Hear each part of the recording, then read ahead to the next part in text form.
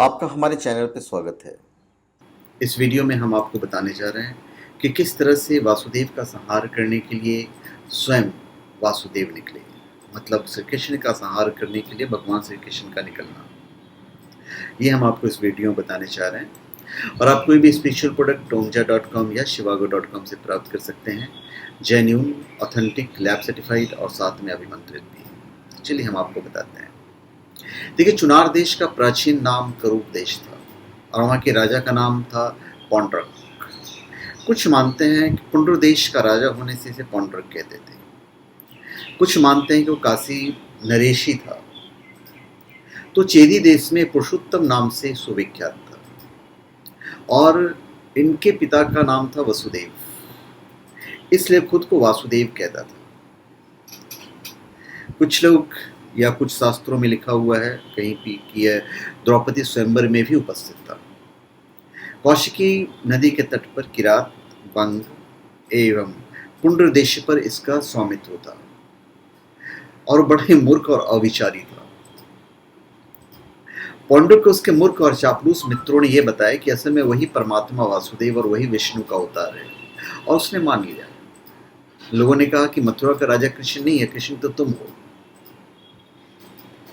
और यह सब देखकर पौंड्रिक वंशीय वासुदेव भी आत्मविस्तृत होकर यह मानने लगा कि सचमुच मैंने वासुदेव रूप से इस पृथ्वी पर अवतार ग्रहण किया है। फिर तो उसने भगवान विष्णु के समान ही अपना वेश बना लिया।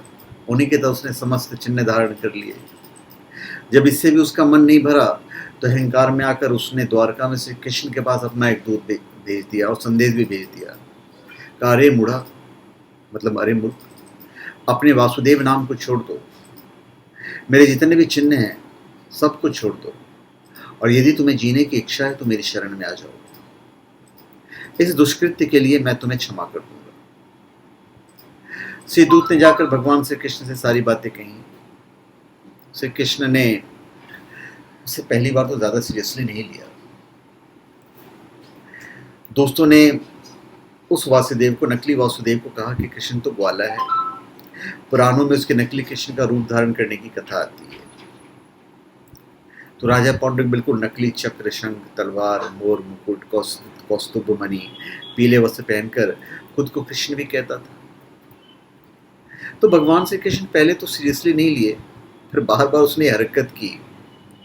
तो उन्होंने दूत को मैसेज भेज दिया कि दूत, तो मेरी ओर से पौंड्रिक से जाकर कह दो कि मैंने तुम्हारे कथन का सही सही भाव समझ लिया है।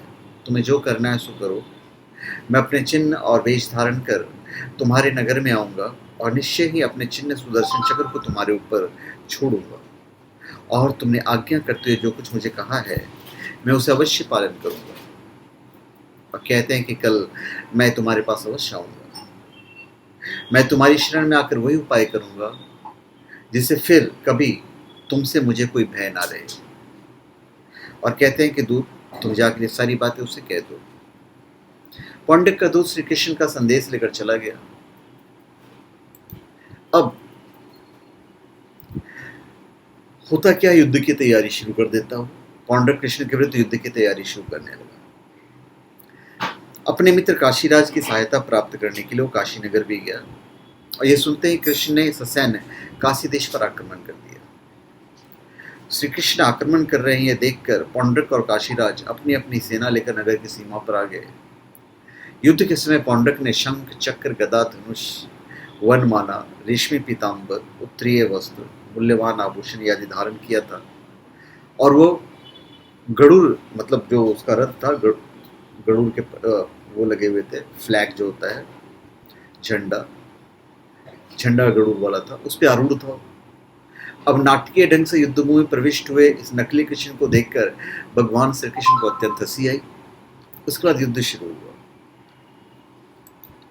अब युद्ध जब शुरू होता है तो फिर युद्ध तो प्रॉपर युद्ध था।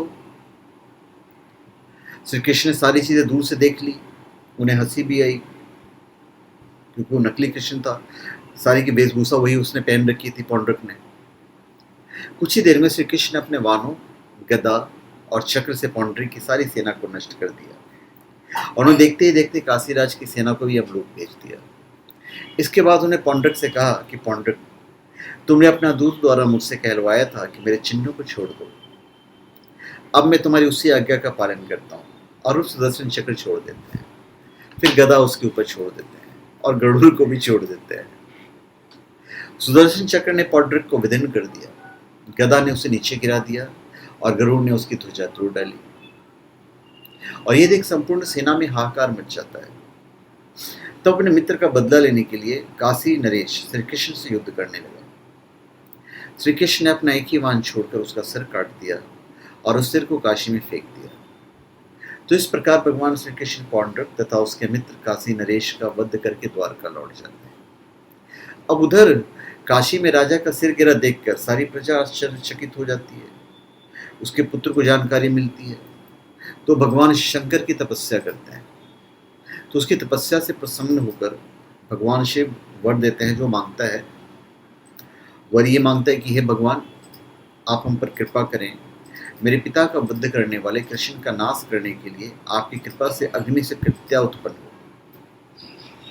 कृत्या, भगवान शिव वरदान देकर अंतर्धान हो जाते हैं। अब वरदान के परिणाम स्वरूप अग्नि का ही विनाश करने वाली कृत्या उत्पन्न हुई। अब उसका कराल मुख ज्वालामालाओं से पूर्ण तथा उसके केश अग्निशिखा के समान दीप्तिमान और ताम्रवर्ण थे और वो क्रोधपूर्वक कृष्ण कृष्ण कहती हुई द्वारका पहुंची। जब श्री कृष्ण समझ गए कि भगवान शिव की उपासना कर काशीराज के पुत्र ने ही महाकृत्या उत्पन्न की है, तो उन्होंने अपने चक्र को आज्ञा दी कि इस अग्नि ज्वालामयी जटाओं वाले भयंकर कृत्या को मार डालो। और कहने के साथ उन्होंने चक्र को छोड़ दिया। चक्र ने तत्काल कृत्या का पीछा किया। अब उस चक्र को मतलब कैसे वो सामना कर सकती थी। उस चक्र के तेज से दग्ध होकर छिन्न भिन्न होती हुई कृत्या अत्यंत वेग से भागने लगी। सुदर्शन भी उतने ही वेग से उसका पीछा करने लगा। भागते भागते कृत्या काशी पहुंची। जब कृत्या को बचाने के लिए काशी नरेश की सारी सेना चक्र के सम्मुख आ डटी, तब चक्र अपने तेज से सारी सेना को दग्ध कर कृत्या सहित सारी काशी को जलाने लगी, जिसमें सबके सब समाप्त हो जाते हैं। तो उसने काशी नरेश पुत्र को तत्क्षण भस्म कर देते हैं। तो ये युद्ध था श्री कृष्ण वर्सेस श्री कृष्ण, वासुदेव वर्सेस वासुदेव। तो धन्यवाद, आप सबका हमारे चैनल पे स्वागत है। आप हमारे चैनल पे सब्सक्राइब करें और अपने कमेंट दीजिए। धन्यवाद।